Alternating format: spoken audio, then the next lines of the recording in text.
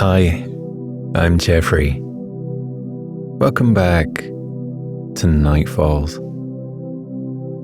Come, settle in for tonight's calming meditation and soothing bedtime story. As always, don't worry if you fall asleep before the end. You can drift off whenever you're ready. Come, warm your hands by the fireside as I tell you of a young girl who treasures stories just as much as I do. Charlotte has lived a quaint and quiet existence, tucked up in the reading nook in her father's home for much of her childhood. Her nose was forever buried between the pages of a book until one fateful day she ran out of reading material and looked up at the world around her for long enough to get caught up in an adventure of her own. Before we begin with tonight's tale, I invite you to take a moment to yourself, to wind down and relax after another long day. Come to a comfortable position, and when you're ready, allow your eyes to gently drift closed. Feel the stillness and silence of the night beginning to wash through your body with each cycle of your breath. Draw a deep breath in, hold it for a moment, and exhale as you give yourself over to the weight of exhaustion. Inhale and exhale. Breathe in and out. As your thoughts begin to clear, take a moment to thank yourself for nourishing your mind and body in this way tonight. Breathing in, give gratitude for all of the faces that fill your life and give it the light, love, and character that make it so beautiful. As you exhale, feel the responsibilities of the day drift away from you on the gentle tide of your breath. Drawing a deep breath in, give thanks for the places and possessions that bring you joy, that grant you shelter, warmth, and a peaceful place to rest your head. Breathing out, let go of the notion that you should be anywhere other than where you are in life right now. Take the time to be thankful for your journey, for how far you have come, and the lessons you have already learned on your path through life. Perhaps you have not yet reached your intended destination, but grant yourself a moment to be grateful and to thank yourself for all the ways in which you have already grown. Now, if you're feeling ready, tonight's story can begin. Charlotte believed that you should never judge a book by its cover. She had read many a book throughout her young years that appeared shabby, tattered, and uninspiring on the outside. But when she delved into the pages, the stories were packed with excitement and knowledge for the taking. Reading was one of Charlotte's favorite pastimes, In the little house she lived in with her father, there wasn't much to do, but the collection of books that lined the walls of the living quarters was enough to keep Charlotte happy. Ever since she was a little girl, she would spend hours browsing the bookshelves for something new to enjoy.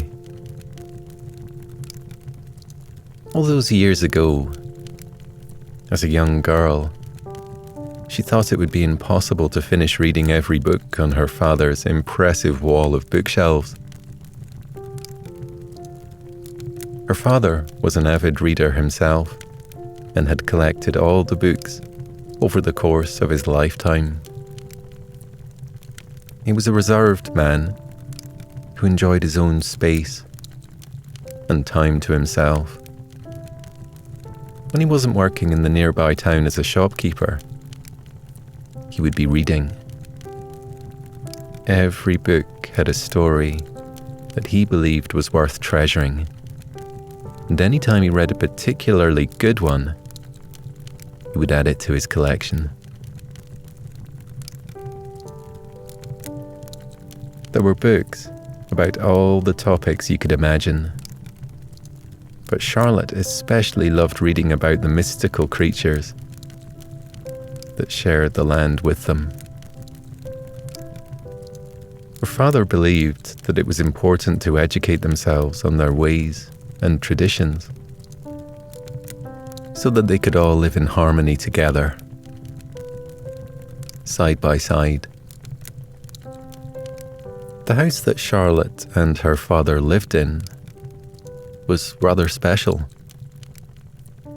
Once, it had been a small chapel. The pointed roof and circular painted glass windows retained their original beauty, and they had maintained a beautiful garland of pink roses and vines around the archway of the wooden front door. The building still had all the charm of a charming chapel in the midst of the woodland. But when any passerby knocked on the door seeking comfort from a kindly priest, instead, they would be greeted by a small, red-headed girl answering the door, or a middle-aged, bespectacled man.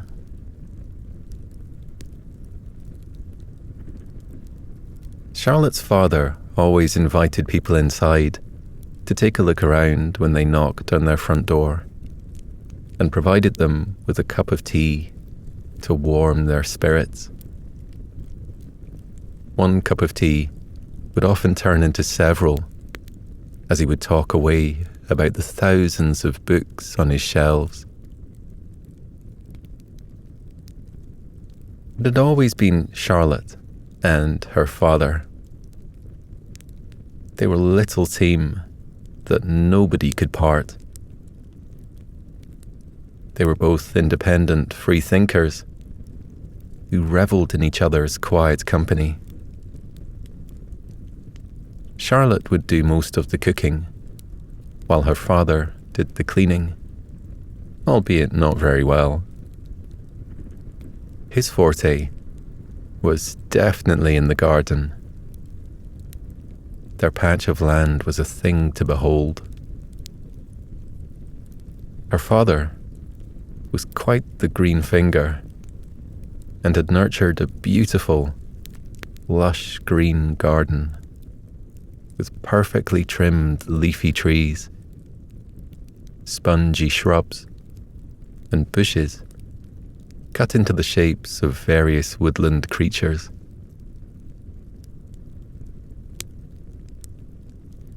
They shared the perfect existence. They would walk into the nearby town together every morning, he for work and she for school, and then meet in the town square and make the journey home together, each with an apple in hand.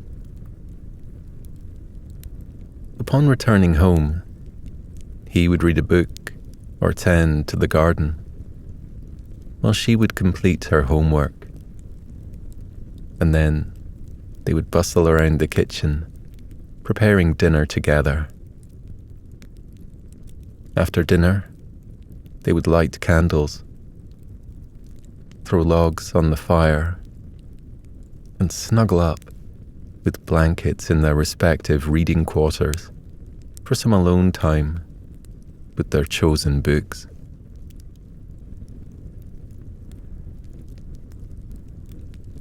Charlotte's special reading nook was upstairs on the wooden mezzanine, tucked up on the inside of one of the largest circular painted windows. The window was painted in shades of purple, pink, and red, depicting a sunset on the horizon and a group of people praising the sun as it set in the distance. From this spot, she could use the last rays of sunshine of the day to light up her pages and watch as the day's sunlight dimmed and set for the night. In the summer, when the sun set, she would retreat to bed, just like the sun. But in the winter, she would light a candle by her side and stay up as late into the evening as her tired eyes could manage. On this particular evening, Charlotte gently turned the page of her book and sighed. The last light of the day was beaming onto the page. She hoped that the sunset would hold out long enough for her to finish this book tonight. It felt like a fitting end to an era. For tonight, Charlotte was reading the last pages of the last book on her father's bookshelves. 10 years of reading, dreaming, learning, and enjoying was almost complete. She had lived many lives through the words of 1,000 writers. And yet, here she was, reaching the end of the collection. Her bookkeeper father hadn't brought home another book in a while. But Charlotte was hungry for something new. She was so young. She didn't want to relive the same tales. She longed for something fresh to sink her teeth into. As Charlotte digested the last words of the last page, she leant back against the wall and rested her head against the window. She felt all of her energy leave her body, and she placed the book down to rest on her lap. Gazing out the purple-tinted window, she watched the last flicker of the day's sunlight disappear, as if in perfect harmony with her journey. She had completed her father's wall of books. What would she do now? For days after, Charlotte would return home from school and wonder what to do to fill the time. Eventually, she tried writing her own book, but she had no idea what story she wanted to tell. She had read thousands of different stories over the years, but she found it hard to settle on just one thing to write about. She felt like she had no experience of her own to draw on, and she didn't want to replicate somebody else's own handwork. Every time she sat down to put pen to paper, she found herself writing a jumble of sentences and concocting characters that didn't feel believable, even to her, let alone anyone she might dare share her writing with. After so many years of living other people's lives through her imagination, she realized that she herself hadn't done much that was worth writing about. One day, as Charlotte waited for her father in the town square, she noticed a group of her classmates chattering, with their heads together, conspiratorially. Intrigued by their excitement, she walked over to them and inquired, "What are you all talking about?" "Haven't you heard?" a blonde-haired boy named Reuben replied, turning to her. "Nobody has seen the king in days, and the palace guards haven't been able to track him down." Charlotte had a twinkle in her eye. It was like one of her novels had come to life. The mystery of the missing king. Reuben directed her over to the cenotaph in the middle of the town square.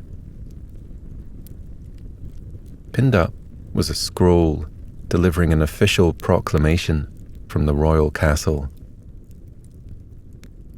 It read, "2 moons ago, our divine king embarked upon his nightly moonlight stroll and has not been seen since. The mystery of our king's whereabouts is still being investigated. Anyone with any information on our good king's whereabouts should report to the palace guards promptly. With the aid of our people and the good creatures of the forest, we will once again reunite our king with his kingdom and see him safely within the castle walls once more." "Do you believe us now?" Reuben whispered over Charlotte's shoulder. "I wonder where the king could have disappeared to." Charlotte pondered. At that moment, Charlotte saw her father walking in the distance, and she bade her school friends farewell to join him for their daily walk home. Passing her an apple from his pocket, her father asked her the usual question, "How was school today?" Charlotte's head was swimming with the news of the king's disappearance. She could barely focus on his question. "Father, have you heard that the king wandered off and nobody can find him?" "I have," he sighed. "It's an odd mystery, isn't it?" As they walked along the path out of the town and towards their house at the edge of the woodland, Charlotte mulled over the royal proclamation in her head. How could the king just vanish? That evening, she sat by the old chapel window and watched the glow of the evening sun dance across the colourful panes of glass.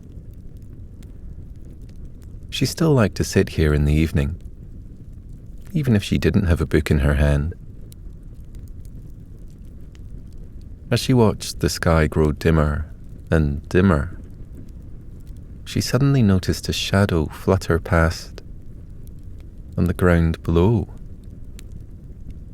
She hadn't seen a movement like this before. It was most unusual.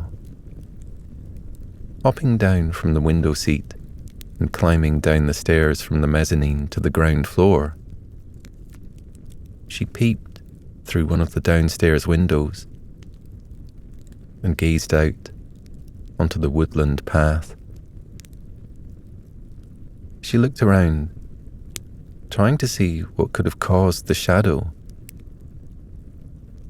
but there was nothing to see.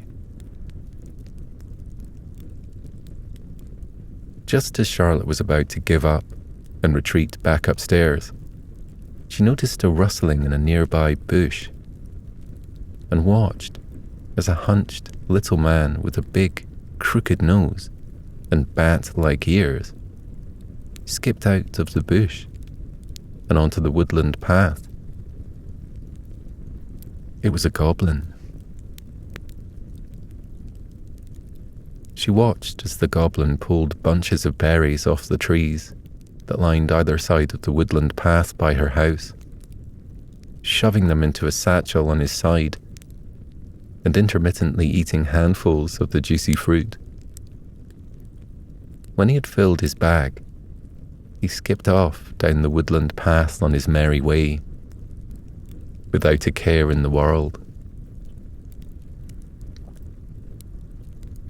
Watching the little fellow cheerfully skip along the path, stuffing delicious berries into his mouth, smearing purple juice all over his face in the process, Charlotte had a thought.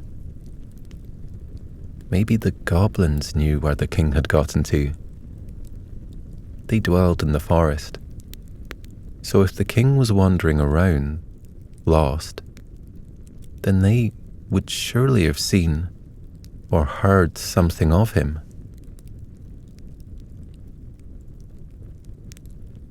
For the next few days, Charlotte kept watch on the woodland path for signs of the goblin returning. She could only assume that if he had been here once before, he would return for more succulent berries.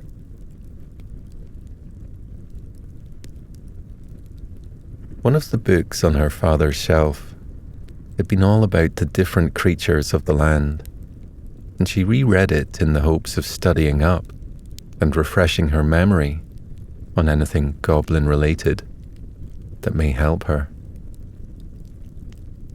Goblins truly were misunderstood creatures. Folklore depicted them as mischief makers, but very few books actually documented real interactions that portrayed them in that way.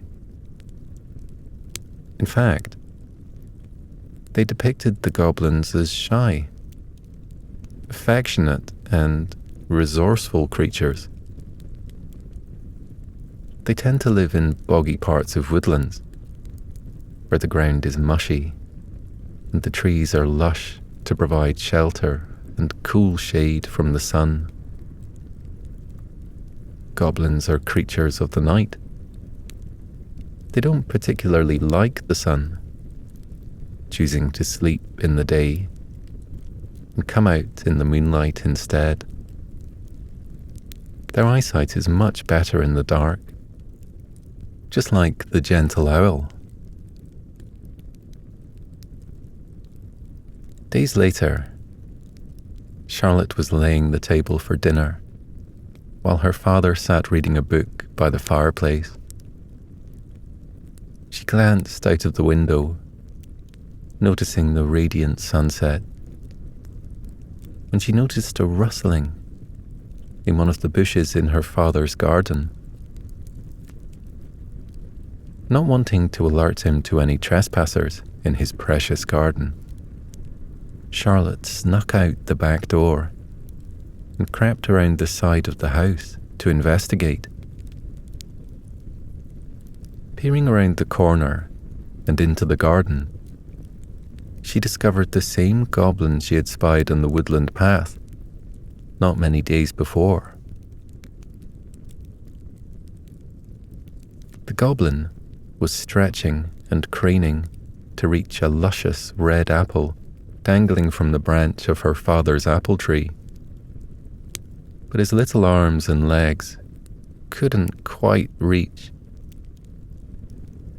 Seeing his plight, she took a few steps towards him, stepping on a fallen twig with a gentle crunch. Hearing the snap of the twig, the goblin jumped with surprise and scuttled into a nearby shrub. Charlotte could see his big, beady eyes staring out at her meekly, embarrassed that he had been spotted. Glancing at the shiny red apple, she slowly crept up to the tree and plucked the fruit from its branch. She held it out in front of her to the goblin, still hiding in the bush. "You don't need to be afraid," she ushered him sweetly. "Here, take it." The goblin's eyes shifted from side to side, surveying the area for any other humans who might be nearby. When he was sure the coast was clear, he cautiously crawled out from the bush and shuffled towards Charlotte. Slowly, he reached up, grabbed the apple from her outstretched hand, and took a big, crunchy bite out of the fruit. His eyes lit up as the sweet taste hit his tongue, and he smiled shyly in gratitude. Charlotte couldn't help but stifle a giggle at his reaction of pure delight to the simple snack.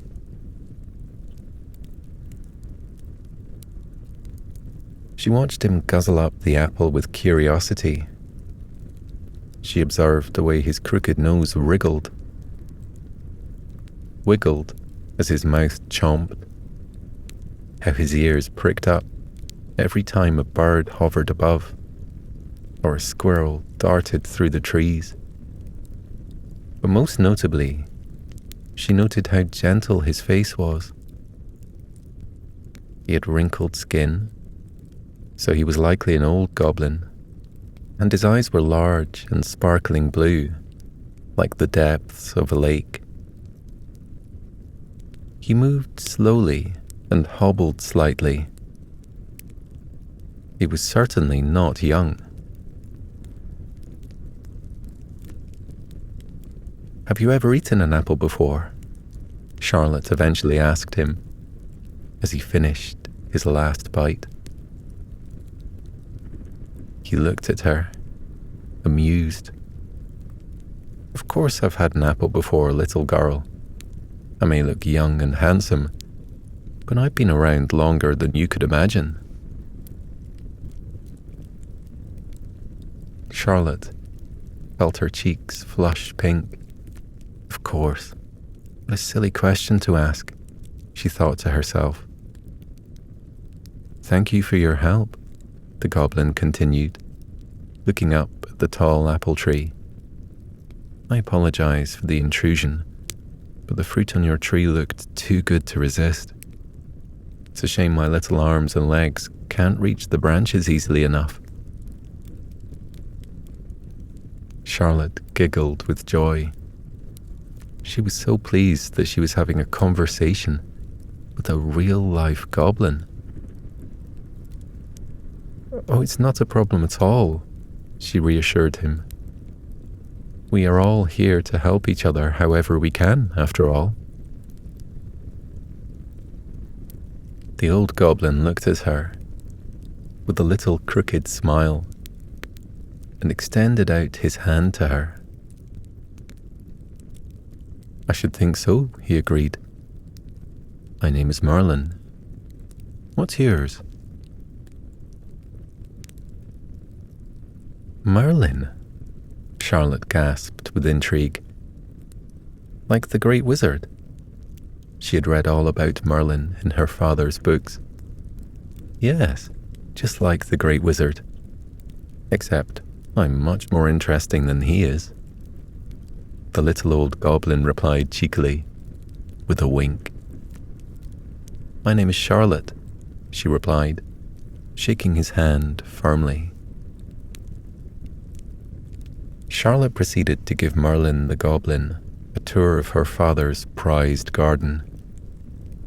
He was very impressed with her father's beautiful handiwork, especially his magnificent topiary of a hare. Charlotte discovered, whilst chatting to Merlin, that goblins do a lot for the plants of the forest.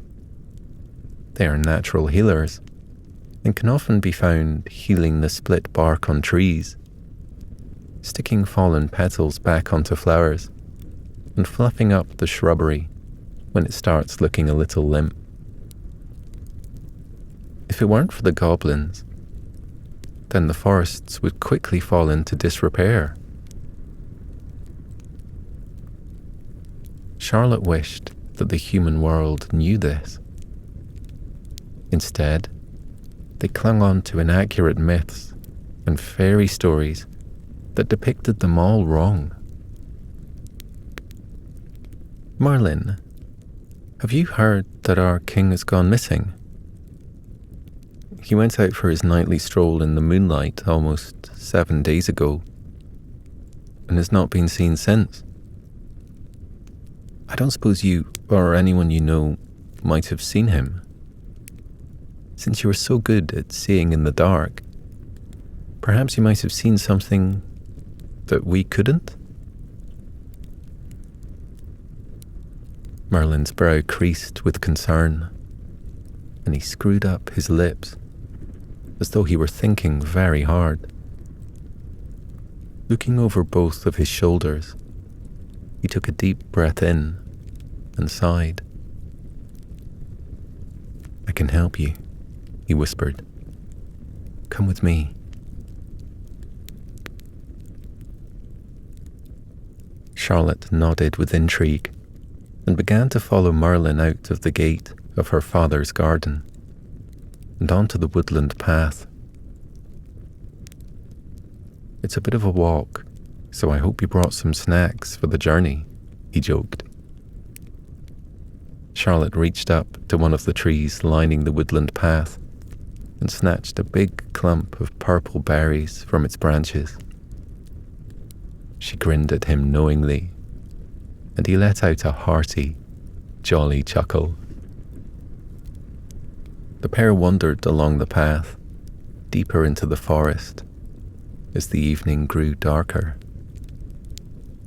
Charlotte's eyes were struggling to adjust to the impending darkness, but Merlin seemed to grow more confident with where he was going as the night grew on. Eventually, they came to a clearing next to a lake, and she noticed a flickering orange campfire across the way, outside the entrance to a large cave. Around the campfire sat several little goblins, laughing and singing, while others wandered around the side of the lake, chatting, knitting, and playing with their children. She followed Merlin around the edge of the lake and towards the campsite. "Hello, friends," he called out as they drew close. "Do not be alarmed. I've brought my good friend Charlotte here to help." Help? What does he mean by help? Charlotte wondered, noticing all of the goblins staring at her with intrigue. Merlin started to walk into the mouth of the cave, and Charlotte stopped at the threshold. The king was sitting next to the campfire, drinking from a tankard with a friendly bunch of goblins. They were laughing and joking like old friends, and the king seemed very much at ease with them. Charlotte noticed that his leg was propped up on a boulder, wrapped up in bandages made of leaves. "Your Majesty," she cried, unable to hold back her excitement. "What are you doing here? Everybody in the kingdom has been looking for you for days." The king glanced up at her and gave her a wide smile. She knew that he didn't recognize her, of course. How could he when they had never met? But regardless, he greeted her warmly. "My child, I've had quite the predicament," the king replied before gesturing to his leg. "Do you see my leg? Well, if it weren't for the goblins, I would have been in a tricky state indeed. Several nights ago, I was taking my nightly stroll around the castle grounds. I've grown rather tired of walking around the same spots every evening. My gardens are beautiful, but I do often long to venture outside of my castle walls and explore more. So rather spontaneously, and also rather foolishly, I decided to climb the castle wall and hop over into the woodland behind. The only problem was, I hadn't quite gauged just how high the castle walls really were. I landed with a thud, injuring my leg in the process. I couldn't walk, and as much as I called out for the palace guards to come help me, they couldn't hear me, nor see me. After lying there hopelessly for what felt like hours, I heard the padding of footsteps from the trees. 3 kind goblins appeared and scooped me up gently, carrying me back here, where they applied the healing sap of the willow tree to my wounds and bandaged me up. I've been resting my leg here ever since, and the goblins have been taking very good care of me. Charlotte was overwhelmed by the generosity of the goblins. They didn't need to come to the king's rescue, but they had anyway, and treated him with dignity and kindness while he recuperated from his injury. But there was a question nagging her in the back of her mind. "But, Your Highness, why have you not informed the kingdom of your whereabouts?" At that, Merlin interjected. "Could you imagine if we turned up at the palace gates? They would throw a fit." Charlotte nodded her head in understanding. It was such a shame that humans didn't understand the true intentions of the goblin kind. "So I've been rather stuck here," the king continued. "The goblins are too afraid to approach the castle, but I can't walk back there on my own." Charlotte took a look at the king's ailing leg. It was definitely still too injured for him to walk on.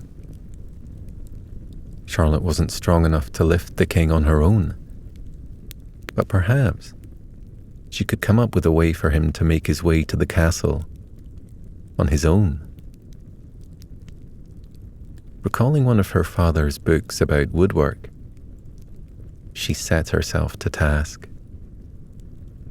She instructed the goblins to find her several long planks of wood and some tools. With Merlin by her side and the aid of the moonlight, she set to work, creating her invention.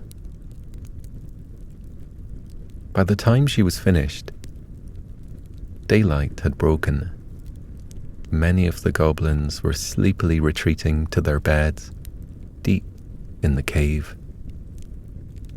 Charlotte presented the king with 2 wooden crutches. Sliding them both under his shoulders, she and Merlin helped guide the king to his feet, and he stood there steadily. The king was able to put pressure on his good leg, so he easily limped around the cave with the help of the wooden contraptions, holding him up tall. "Your Majesty, are you ready for your morning stroll?" she suggested cheerfully. The king thanked the goblins for their wonderful hospitality and for taking care of him so well. He offered to do anything for them that they wished, but the goblins wanted nothing in return. All that they asked was that he helped spread the word of their good deed. Charlotte and the king set off on their journey back to the castle, walking through the forest for several miles until the castle walls were once again in sight. The crutches worked perfectly, and the king managed to hobble along with no problem. When they arrived at the castle gates, the guards all rushed to the king, delighted at his return. They attempted to carry him inside, but he insisted that he could make his way on his own. Of course, everyone in the kingdom heard the news of the king's return and celebrated. When they discovered that it was the goblins who had saved him, nursed him back to health, and that a young girl had brought him home, they could hardly believe their ears. The king made a public announcement thanking the goblins for their kindness and generosity, and urged everyone in the kingdom to look to them for inspiration on how to treat one another. As for Charlotte, the king was so impressed by her resourcefulness.